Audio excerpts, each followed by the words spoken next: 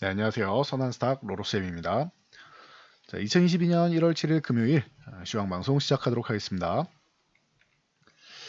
자, 먼저 미증시 확인하겠습니다. 다우지수는 이틀 연속 하락을 보였습니다. 자연스러운 현상이죠. 우리나라도 어제까지는 하락이 나왔었는데 금리 인상 여부에 대해서 그리고 사상 최고치 돌파 후에 이제 경계감으로 살짝 쉬어가는 모습이다. 다우는 문제가 없죠. 이렇게 강한 구간에서 휴식을 취하는 정도고 큰 하락이 있던 것 아니고요. 금리 인상이 문제다라고 하면은 금리 인상 수혜주도 다소간 포진이 돼 있기 때문에 다우 지수는 강한 모습이다. 대신 기술주 중심의 나스닥이 조금 다우에 비해서 약할 수가 있는데 15,800 돌파 시도는 했지만 돌파된 거 아니다. 걸쳐만 놓은 거다라고 말씀드렸습니다. 16,000 이상으로 양봉을 세워줘서 안착을 해줘야 이제 15,800 돌파가 된 거다. 이거는 저항 돌파 시도하는 정도다라고 말씀드리고 이틀 연속으로 하락이 나온 후에 하락을 제한하는 모습을 보였다. 우리나라가 적어도 최소한 이 정도 모양만 만들어내도 나쁘지 않다. 반등 나오면 당연히 더 좋고요. 이렇게 말씀을 드렸는데 나스닥이 이 15,000 구간에서 하락을 제한하는 모습을 보였고, 자, 이에 대해서 이제 살펴보면은 미국의 지표들이 좀 양호해요. 그래서 첫 번째로 미국이 경기 회복이 되면서 금리 인상이 된다라고 하면은 그거는 문제가 안 된다고 말씀드렸습니다.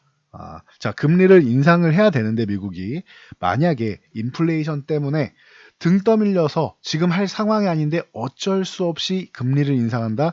이러면 시장이 한번 박살날 수 있다. 그런데 미국의 경기가 회복된다라는 자신감을 갖고 그러면은 통화량을 조절하겠다라고 해서 긴축을 펼치는 것은 오히려 경제가 회복됐고 미국 경제가 이제 단단해졌기 때문에 금리를 인상하는 건 당연한 거다. 오히려 그렇게 시중에 돈을 많이 풀 필요가 없어지기 때문에 회수하는 게 더 건강한 경제를 위한 방법이다라고 말씀드렸습니다. 그러면은 금리 인상할 때 첫 번째 지표로 제일 먼저 봐야 되는 거 이제 다 외우셨죠? 뭐죠? 고용 지표를 제일 먼저 본다. 두 번째 뭐가 있죠? 소매 판매 지표를 본다. 세 번째가 주택 지표를 본다라고 말씀드렸습니다. 그 중에서 주택 지표는 소매까지만 고용이 좋아지고 소매가 좋아지면 그 다음에 자연스럽게 좋아지니까 크게 신경 안 써도 된다. 주택 지표는 신규 주택이 먼저, 신규 주택 판매 건수가 먼저, 그다음 기존 주택 판매 건수를 보는데 요거는 나중에 보시면 되고 1차적으로 고용 지표, 소매 지표를 보시면 된다.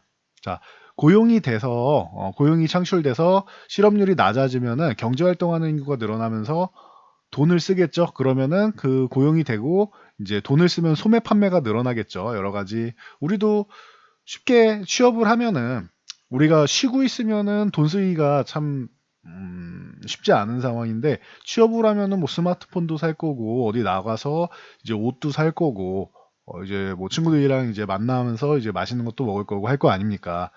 그런데 내가 수중에 돈이 없고 일을 안 하고 있으면은 조금은 위축되겠지요. 그래서 이 가장 기본적인 게 고용과 소매 판매 지표다라고 생각하시면 돼요. 이게 내수 경제 활성화의 가장 기본이 된다 보시면 됩니다. 그래서 고용 지표 같은 경우 신규 실업수당 청구 건수 12월 마지막 주를 보면은 이제 겨울이고 우리나라 이제 겨울이고 미국도 마지막 주에는 크리스마스 주간이고 해서 이제 자체적으로 좀 쉬고 싶다라는 사람들도 있고 기업 입장에서도 이제 일부 직원들을 좀 감축하면서 이제 진행하려는 움직임도 나올 수 있는데 신규 실업당 청구 건수가 7천 건 정도는 증가했는데 크게 증가하지 않았어요. 그리고 지금 현재 20만 건, 20만 7천 건이면은 거의 바닥 수준입니다. 그럼 고용 지표는 뭐다?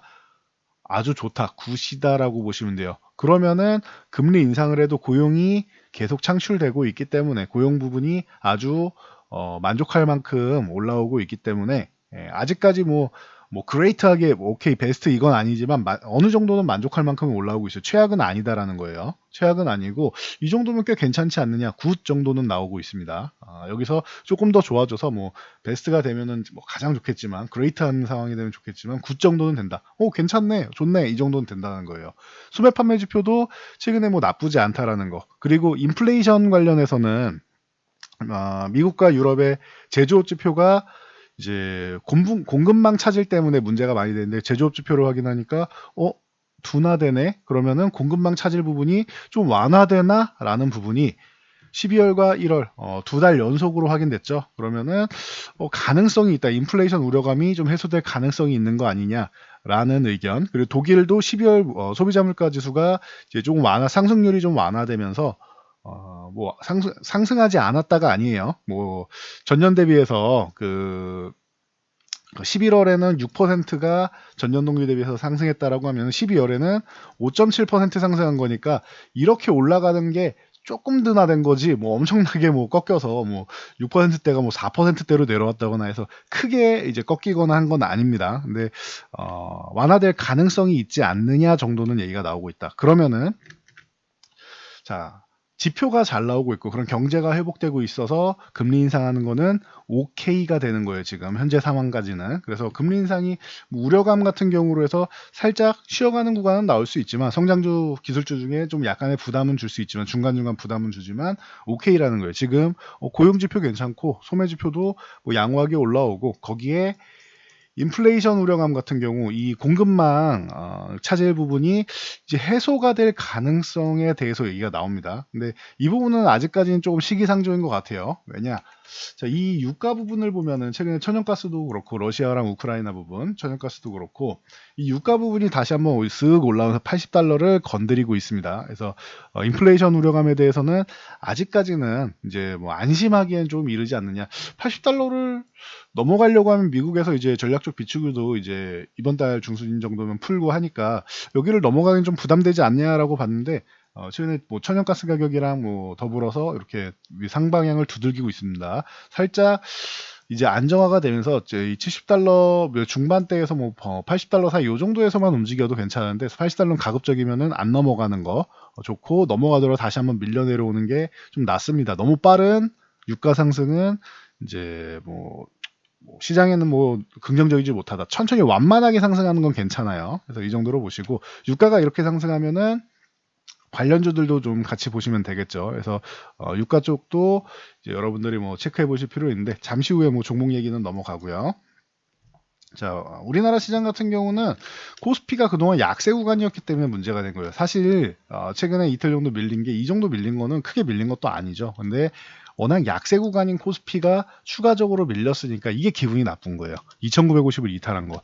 그래서 2950 정도로 이제 오늘부터 해서 다음 주 이제 초까지 이렇게 2950 쪽으로 붙어주면서 여기를 살짝 유지하면서 뭐 돌파하면 더 좋고 2950 전후 구간에서 이렇게 횡보하기만 해도 괜찮다 이렇게 말씀을 드렸는데 오늘 일단은 2950 회복 시도 정도는 했습니다. 그리고 다음 주 초까지 유지해주거나 아니면 한 차례 더 올라와주면 뭐 금상 뭐 최고고요. 그래서 이 정도만 유지해준다라고는 다음 주 중순 정도의 중반에는 좀 양호한 흐름 나올 수 있다. 한 3000 위쪽 정도는 노릴 수 있다 정도로 보시면 될 것 같아요. 3050을 넘어가기에는 아직까지는 조금 버거운데 다음 주 수급을 좀 더 지켜보면 되겠죠. 자, 수급 동향이 양호했습니다. 추가적으로 아래로는 내려가지 않을 가능성이 높다 말씀드렸는데 오늘 확인됐습니다. 풋옵션 상당히 청산했죠. 상당히 큰 금액을 청산했죠. 144억이나 청산을 했는데 자, 이게 의미가 뭐냐? 풋옵션 청산은 아래로 내려가면 손실 보기 때문에 외국인들이 아래로 내리지 않을 것이다라는 거예요. 손실 보면서 제 살 깎아먹으면서 내려갈 이유는 없겠죠. 그래서 이 포지션을 유지한다라고 하면은 외국인들은 지수를 추가적으로 아래로 내릴 이유가 없어집니다. 물론 뭐 돌발악재가 나오지만 않으면 갑자기 9.12 테러 같은 이런 돌발악재가 나오지만 않으면은 아래로 푹 꺼지면서 뭐 2,900을 이탈시키거나 뭐 저점을 이탈시키거나 할 가능성은 매우 낮다라는 정도로 생각하시면 돼요. 그래서 현재 수급만 유지해주면 되고 그리고 이제 그렇다면은 위쪽으로 강하게 치고 갈 겁니까? 아니요. 강하게 치고 갈 수급은 아직은 아니에요. 대신 이제 3월 달까지 이 선물은 3월 중순에 만기가 되는데 3월 중순까지는 이제 조금 양호한 흐름이 나올 가능성이 높고 자 그러면 다음 주 만기일인데 그러면 다음 주 만기일까지 위쪽으로 강하게 치고 못 올라가는 이유 중 하나는 제가 콜옵션 매수가 좀 강하게 들어와야 됩니다 했는데 매수 들어온 거 아닌가요? 라고 하시는 분들 금액 자체가 너무 적습니다. 5억 정도면 너무 적고 이게 한 80억 이상 정도 들어와 주면 좋겠다라고 말씀을 드렸는데 그럼 현재 그러면 어느 정도냐 3,050 아래쪽 정도까지는 괜찮아요. 그래서 만약에 이게 지수가 생각보다 강하게 치고 올라온다, 3050 위쪽으로 간다라고 하면은 콜옵션 매수가 강하게 들어오지 못하면은 돌파 시도하고 밀릴 가능성이 높고 3050까지 못 갈 가능성도 충분하다라고 보시면 됩니다. 그래서 3000 위쪽 정도는 해줄 건데 3050을 건드리는 거는 아직까지는 이제 뭐 자신은 없다 정도로 보시면 돼요. 왜냐? 코스피는 아직 약세 구간이기 때문입니다. 그래도 오늘 수급은 굉장히 좋았다 보시면 돼요. 그래서 선물 매수로 해서 이제 최근에 매도 쌓았던 부분을 조금 청산을 했고, 그리고 이제 풋옵션 매도를 통해서 하락 포지션을 청산을 했고, 그러면 선물과 옵션 동향에서 아래로 내려갈 확률을 굉장히 크게 낮췄다라고 보시면 돼요. 그래서 확률이 굉장히 낮다. 아래쪽은 보고 싶지 않다 정도로 생각하시면 됩니다. 그래서 하락하지만 않아도 여러분들이 뭐 조금 기다린다 생각하시면 되고,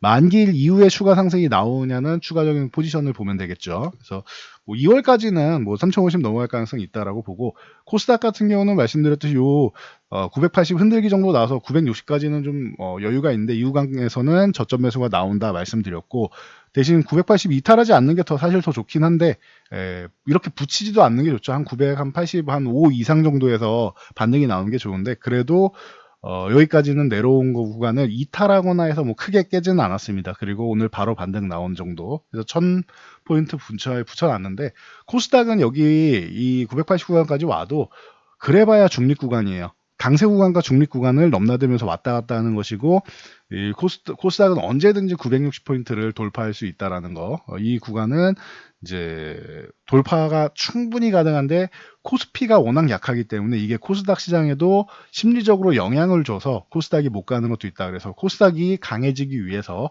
코스닥이 주인공인데 뒤에 조연으로 코스피가 좀 따라 올라와 줄 필요가 있다라고 말씀드렸습니다.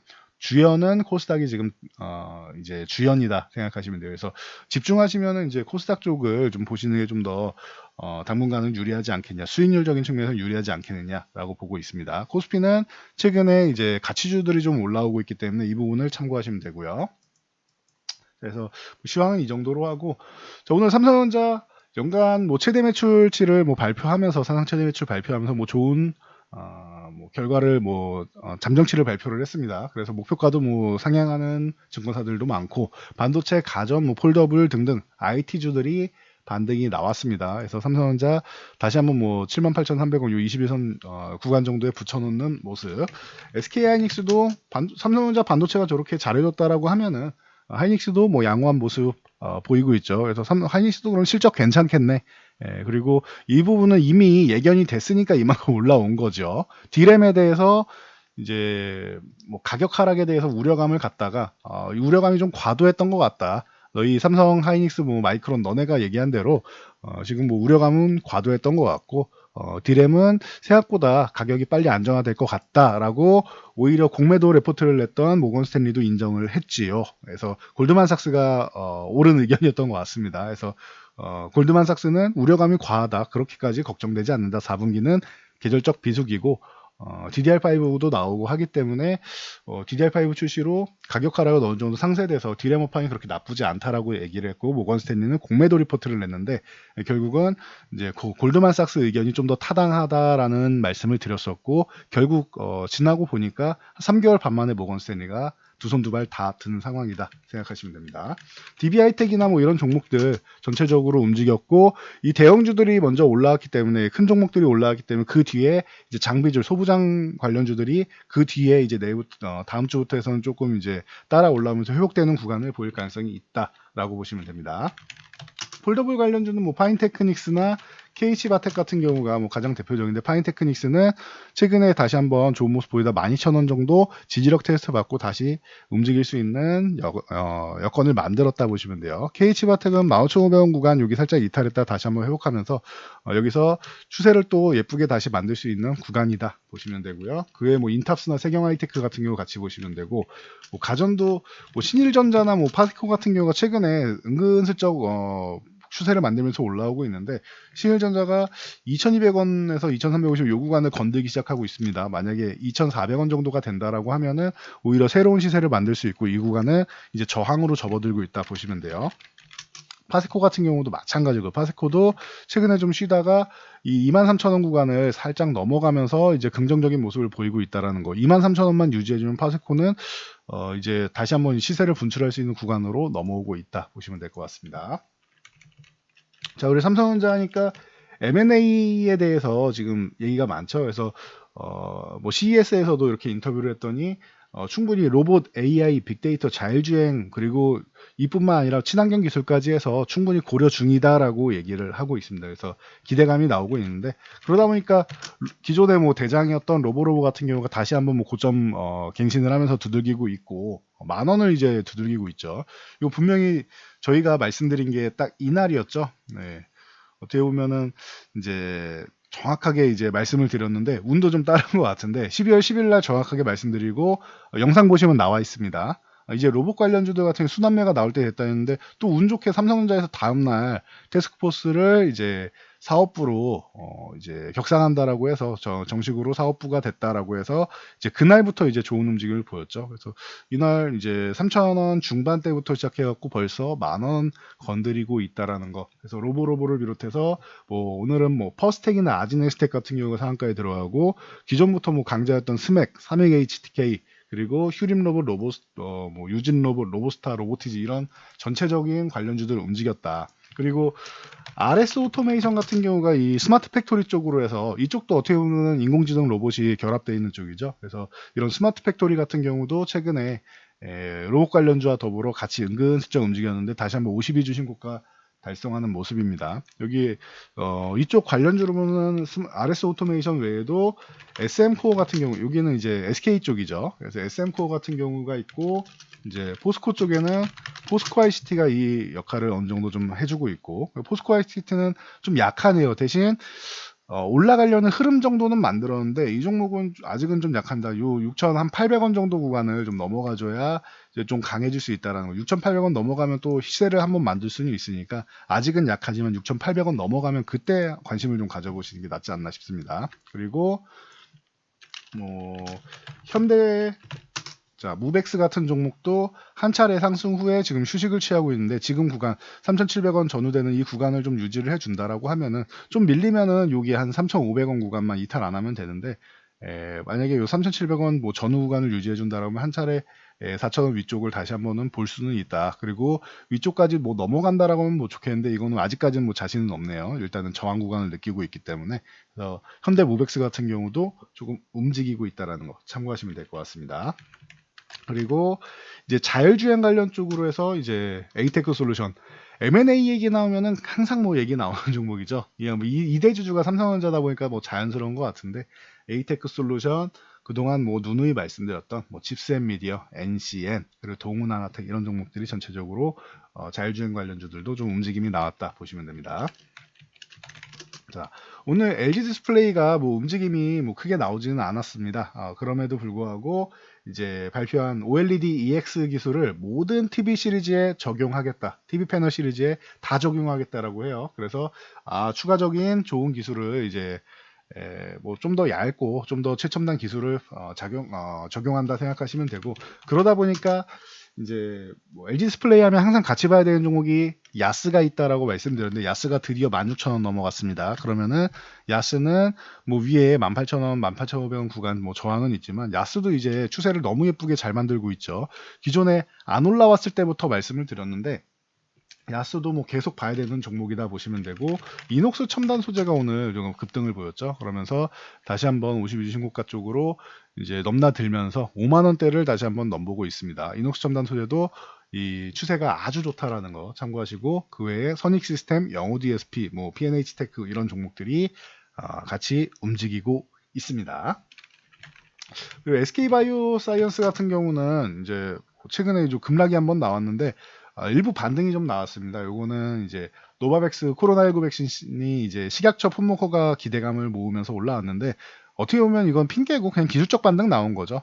일단은 22만 원 구간을 좀 올라와 줘야 됩니다. 22만 원 구간 회복되는 게 어려운 것은 아닌데, 최근에 좀 워낙 뭐 약했으니까 22만 원만 회복되면은 그다음 25만 원, 뭐 그다음에 뭐 그 28만 원 이런 식으로 해서 보시면 됩니다.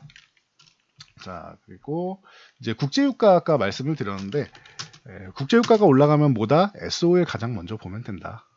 뭐 S-오일의 이제 뭐 최대주가 아람코죠, 사우디에. 그러다 보니까 국제유가 이슈 얘기 나오면은 S-오일이다. 그리고 제가 이미 9만 원 여기 딱 걸쳐놓는 날부터 해서 이미 말씀을 드렸죠. S-오일이 요 9만 원 걸쳐놨는데 9만 원 위쪽에 이렇게 안착되면은 S-오일은 앞으로 뭐 계속 봐야 된다. 그리고 올해 유가가 이제 미국에서 전략적 비축유 내구에서 상승분을 뭐 살짝 꺾기는 했지만 올해 뭐 80달러 위쪽 넘어가는 건 자연스럽고 올해 중순 보면 100달러 넘어갈 가능성도 뭐 충분하지 않겠느냐 뭐 말씀을 드렸는데 가능성 충분하다. 뭐 넘어가는지는 나중에 봐야겠지만 100달러도 적어도 두들겨는 볼 수 있다. 100달러를 넘어갈 가능성도 있고 그래서 100달러 쪽으로 붙어가거나 넘어갈 가능성이 있다라는 것을 생각하면은 올해 성장주에 대해서 조금 불안하신 분들이 있다라고 하면은 요 가치 중에서 S-오일 같은 경우 9만 원 정도에서 매수하는 것도 괜찮다라고 이미 뭐 수차례 말씀을 드렸죠. 기존에 이제 작년 봄에 한번 말씀드리고 멋지게 수익 얻은 다음에 이때도 9만 원 이탈했다 회복될 때 이제 8월 말에도 9만 원 회복되고 있습니다. 그러면 S-오일 다시 한번 뭐 매매 구간입니다 말씀을 드렸고 최근에도 9만 원 회복되면서 말씀을 드렸는데 S-오일은 그렇다라고 하면은 올해는 더 좋은 모습을 보일 가능성이 있다라고 보시면 될 것 같아요. 그래서 가치주 좋아하시는 분들은 9만 원 정도 되면은 언제든지 S-오일 같은 경우 물론 유가가 급락을 보일 때 하락 추세일 때는 9만 원 왔다고 매수하시면 안 되지만 지금 같은 경우에는 계속 얘기 나오는 게 인플레이션 얘기죠. 그러면은 충분히 이 S-오일 같은 경우도 이제 올해는 이제 괜찮은 모습을 보이지 않을까 이렇게 보고 있습니다. 그러면서 저희가 기존에 이렇게 에너지 관련주에서 이제 올려드렸었죠. 러시아 우크라이나 전쟁설 해서 천연가스와 유가 관련주를 설명해 드렸는데 이때도 말씀을 드렸었습니다. S-오일을 보셔야 됩니다라고. 그러면서 같이 말씀드린 게 중앙에너비스나 흥구석유 같은 경우가 이제 테마성으로는 같이 볼 수 있다 정도로 그냥 껴서 보시면 되고 화학주들이 또 같이 움직였죠. 롯데케미칼 같은 경우가 이제 최근에 바닥권에서 3차례 올라오고 휴식 그리고 다시 한번 힘을 내기 시작합니다. 수급이 오늘 굉장히 잘 들어왔어요. 거래량도 양호하고요. 그래서 롯데케미칼이 만약에 25만 원 구간을 회복해 준다라고 하면은 올해 가치주들 뭐 이제 중국에서 베이징 올림픽 이후에 이제 좀 산업 동향을 좀 다시 한번 경제를 이제 살리는 이제 부양책을 좀 쓰고 한다라고 하면은 그러면은 화학주들도 뭐 긍정적일 수 있다라고 누누이 말씀드리고 있습니다. 그래서 롯데케미칼, 이제 대한유와 금호석유, 이소학 이런 화학주 종목들이 바닥권에서 이제 꿈틀꿈틀 대고 있다라는 거 뭐 보시면 될 것 같고. 하나솔루션이죠. 죄송합니다. 워낙 옛날부터 이렇게 자꾸 사명이 변경되는 쪽은 하나솔루션 같은 경우는 작년 여름 끝날 때쯤부터 가을까지 해서 한 차례 이제 추세를 만들려다가 결국엔 무너졌죠. 수급 동향 때문에 한 차례 무너졌는데 시장에서 수급 쭉 빠지면서 무너지고 바닥을 다지다가 이제 다시 한번 올라오기 시작하고 있습니다. 아직까지는 이제 힘이 좀 약해요. 거래량도 좀 약하고 한데 그래도 오늘 기점을 계기로 해서 저점은 좀 탈피하고 방향성을 좀 위쪽으로 이제 세워주려고 만들면 좋을 것 같습니다. 만약 4만 원까지 회복해 준다라고 하면은 오케이. 그때부터는 이제 걱정 없이 좀 보유할 만한 구간이다라고 보시면 될 것 같고 OCI 같은 경우도 마찬가지고요. 같이 조금 움직였다.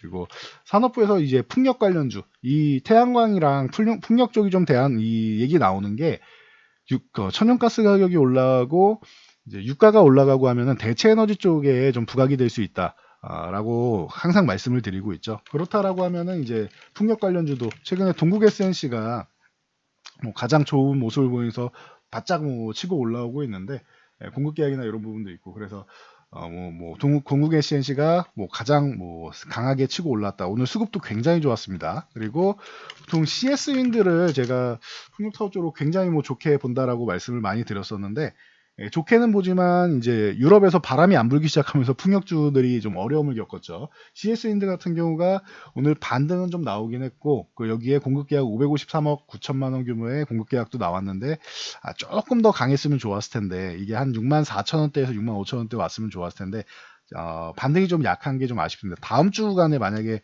6만 5천 원 위쪽, 6만 6천 원 정도 위쪽만 넘어가 준다라고 하면 그 정도만 회복해 주면은 CS 윈드는 바닥 찍고 이제 다시 한번 움직일 가능성이 있다. 다음 주 정도에는 해줘야 되는데 안 해주면 또 시간 또 끌려가겠죠. 그래서 다음 주 정도에는 6만 6천 원 회복을 꼭 해줘야 된다라는 거 참고하시기 바랍니다. 자, 한국항공우주, 그리고 뭐 하나시스템, 하나에어로스페이스 계속 말씀드렸죠. 이 우주항공 관련주들 뭐 꾸준히 좀 보셔야 됩니다라고 말씀드렸는데 올해도 역시나 뭐 좋을 것으로 보고 있습니다. 그래서 관련주들 뭐 유심히 한번 관심 있게 좀 바라보시고요. 자, 위메이드를 비롯해서 이 게임주들이 다시 한번 이제 쓱 올라오고 있는데 이 게임스톱이라고 작년에 많이 들어보셨죠? 미국의 공매도와의 전쟁으로 해서 개인 투자분들이 이제 쭉 끌어올리면서 이 공매도 세력을 거의 뭐 일부는 파산시키고 손절시키고 했던 뭐 어떻게 보면 우리나라로 보면 좀 부러운 사건. 우리나라는 그렇게 모이지도 않죠. 우리가 지난번에 뭐 HAB 같은 경우 공개 매수해서 올리자 했는데 여러분들이 이제 참여하신 분들이 매수로 1차 매수로 하면서 끌어올리는 사이에 차익 실현하고 빠져나오신 분들도 있었죠. 그래서 단합이 좀 잘 안 되니까 좀 부러운 사건이긴 했는데 그 게임스톱이라는 기업이 뭐냐? 비디오 게임들 있죠. 우리 뭐 플레이스테이션이나 엑스박스 이런 온라인 콘솔 게임 쪽에 유통을 맡는 업체라고 생각하시면 돼요. 요즘에 우리나라에서는 사실 찾아보기가 힘든데 해외에서는 콘솔 게임 인기가 높고 그리고 인터넷이 우리나라만큼 빠르지 않다라고 했습니다. 이제 지역마다 좀 다르긴 한데 이제 우리나라도 저기 뭐 깊은 산골에까지 인터넷이 다 엄청나게 빠르게 보급되지 못한 곳이 일부 있단 말이에요. 그런 게 이제 우리는 이제 땅이 좁으니까 그런데 이 면적이 굉장히 대지 면적이 넓은 국가들은 이렇게 또 구석구석까지 다 퍼지지 못해서 콘솔 게임이 아직도 인기가 높습니다. 그 게임스톱이 이 오프라인 유통 사업에서 시대에 맞게 전환을 한다. 그래서 연내에 NFT 마켓을 이거 또 나왔습니다. 메타버스 NFT 나오는데 NFT 마켓플레이를 출시한다라고 얘기를 합니다. 그래서 이러면은 사업이 크게 전환되는구나라고 인식이 되면서 관련주들이 좀 뭐 반등이 나왔습니다. 성장주들이 한번 축 꺾였는데 꺾인 다음에 뭐 죽었다라기보다는 휴식을 좀 취하는 구간이라고 생각하시면 돼요. 근데 그렇다고 해서 뭐 바로 뭐 올라와서 다시 한번 달려가기에는 이 16만 원 아래로 내려온 건 위메이드는 조금 리스크가 좀 발생을 했다. 그리고 추세적으로 고점을 찍고 하락할 가능성이 있기 때문에 일단은 16만 원 회복해서 유지만 해준다라고 하면은 한숨 돌리는 건데 16만 원 회복 못하면 아직까지는 좀 약세 구간으로 접어들기 시작했다 보시면 되고 16만 원 위쪽 회복해서 유지된다. 그러면은 나쁘지 않다. 뭐 박스권 대응이든 하시면 됩니다. 그래서 기존에도 위메이드 20만 원 넘어갈 때 연일 말씀드렸죠. 20만 원 위에서는 여러분들 이제 분할로 이제 좀 정리하시는 게 좋을 것 같다. 목표가 다 왔다라고 말씀을 드렸죠. 그래서 1차 한 차례 목표가는 다 왔고 그 다음엔 이제는 조금 이제 조심하면서 보셔야 될 것 같습니다. 그래서 참고하시고 죽지는 않지만 한동안 쉬었다 갈 수도 있다라는 것을 항상 염두에 두셔야 돼요. 그래도 아직까지는 16만 원만 회복되면은 그러면 조금 살아나서 고점까지는 몰라도 적어도 박스권 매매는 대응 가능한 구간으로 올라오는구나라고 보시면 됩니다. 그 외에 뭐 컴투스 홀딩스, 한빛소프트, M게임, 바른손, 뭐 이렌텍 이런 관련주들 전체적으로 움직였다. 그러면서 뭐 뉴프렉스라던가 뭐 아니면은 자이언트 스텝 뭐 이런 종목들 보시면은 아직 못 올라온 종목들 있죠. 이런 종목들 같은 경우는 뉴프렉스는 6,000원 이탈하지 않았기 때문에 지금 중요한 구간이다. 반등이 필요한 구간인데 만약 6,000원 이탈하면 손절을 생각하고 뭐 접근해 보실 분들은 기존에 나는 이거 조정받으면 사야지 하셨던 분들은 6,000원 이탈하면 손절한다 생각하고 뭐 관심 가져보시면 되겠죠. 자이언트 스텝도 마찬가지다. 55,000원에서 오늘 저점 매수세가 나왔는데 55,000원 유지해주면 손절한다 생각하고 뭐 접근해 볼 만하겠죠. 이런 종목들이 뭐 위직 스튜디오나 뭐 QSI 뭐 이런 종목들 지금 아직까지는 약세 쪽인데 반등이 필요한 중요한 구간에 놓여 있는 종목이다. 그리고 대신 손절은 정확하게 넣어놓고 이 종목들은 들어가야 된다라고 뭐 보시면 될 것 같아요. 참고하시고요. 콘텐츠주들도 좀 반등이 나왔죠. 그래서 J 콘텐츠를 비롯해서 이런 종목들 전체적으로 움직임이 나왔다. 그래서 제이콘텐트리 같은 경우는 뭐 저는 이 종목을 75,000원 위 8만원 넘어가도 뭐 전혀 이상하지 않다라고 기존 과거에 뭐 3만원 4만원부터 뭐 계속 말씀을 드렸었는데 결국에는 뭐 제자리 한번 찾아갔죠. 그리고 나서 휴식 너무 빠르게 급등이 나와서 휴식을 취했는데 제자리 찾아가고 추세적으로도 꾸준히 좋을 거라고 봅니다. 제이콘텐트리는 우리나라에서 콘텐츠 하면은 스튜디오 드래곤 탑이고 그 다음에 제이콘텐트리 그 외에 나머지 종목들 나오는데 오늘 뭐 뉴라던가 사마네트웍스 뭐 에이스토리 이런 종목들 전체적으로 좀 움직임이 양호했으니까 참고하시면 좋을 것 같습니다. 자, 오늘은 영상을 이제 주말 대비해서 좀 이제 걱정하시는 분들 많고 해서 좀 디테일하게 좀 많이 말씀을 드렸는데 참고해서 뭐 공포감을 갖기보다는 여러분들이 앞으로 어떻게 전략을 짜야 되느냐 성장주 죽지 않는다. 다만 금리 인상쯤 되면은 한 차례 이제 밀리거나 좀 중장기적으로 좀 쉬어가는 중기적으로 쉬어가는 구간이 나올 수 있다라는 거 이 부분만 여러분들이 염두에 두시고요.